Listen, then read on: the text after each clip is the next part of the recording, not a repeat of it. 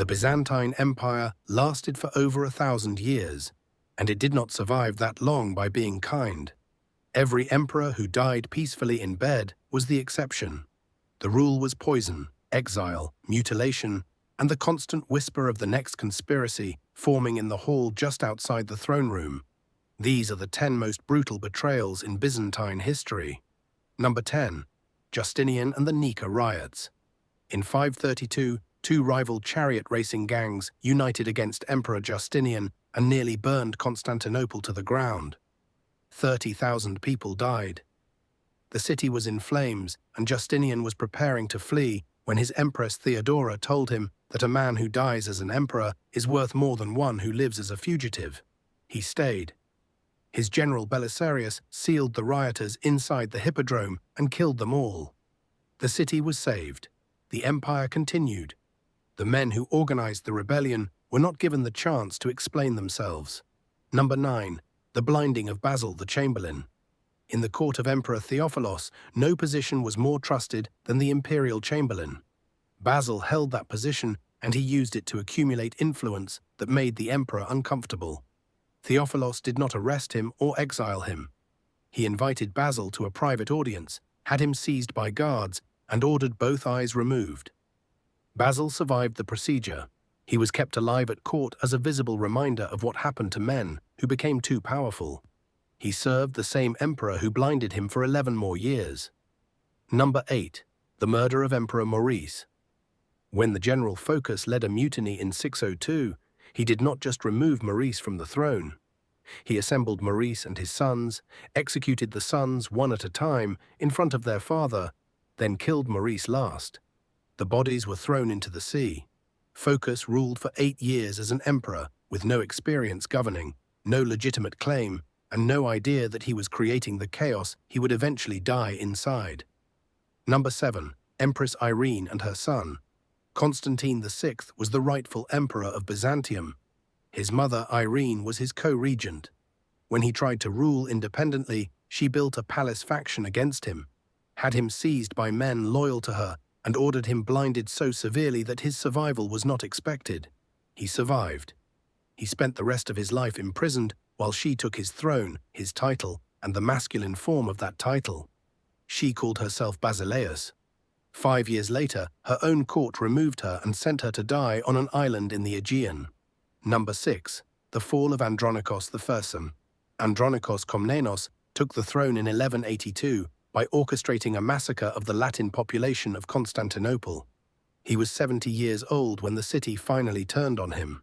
A mob seized him from the palace, paraded him through the streets for 3 days, and subjected him to every humiliation a crowd could invent before he died. He was emperor for 2 years. The people who helped him to power were in that crowd. Number 5. The Mochian controversy and Empress Euphrosyne. In the early 9th century, Empress Euphrosyne was exiled from Constantinople by her own husband. She returned after his death, rebuilt her influence, and arranged the marriage of her stepdaughter in a way designed to consolidate her own position. The theologian Theodore of Staudios called her maneuvers the single most cynical use of piety as a political tool in Byzantine history. He was exiled for saying so. The exile did not change whether he was correct. Number 4. Nikephoros Phocas and his nephew. Nikephoros Phocas was one of the most successful military emperors in Byzantine history. He reconquered territory no one expected to recover. He was also detested by the church and resented by the aristocracy. His Empress Theophano and his nephew John Tzimiskes organized his assassination together. Guards admitted the conspirators into the palace at night. Nikephoros was asleep on the floor on a simple mat because he slept like a soldier even as an emperor. They dragged him awake, kicked him across the room, and killed him. John became emperor. Theophano was exiled almost immediately afterward because John found her more useful as a symbol than as a partner. Number 3. The betrayal of John II, Komnenos. John II was considered the finest emperor of the Komnenian dynasty, possibly the finest Byzantine emperor of the entire medieval period. He was killed by a poisoned arrow in 1143 while hunting in Cilicia. The arrow came from his own quiver and struck his hand. The wound was minor, The infection that followed was not. Some historians argue that the arrow had been tampered with before the hunt. No investigation was ever opened. The men who would have conducted it were the men who benefited most from his death. Number 2. Michael III and Basil the Macedonian. Michael III elevated Basil from a stable hand to co-emperor in less than 4 years. He gave Basil titles, wealth, and proximity to the throne.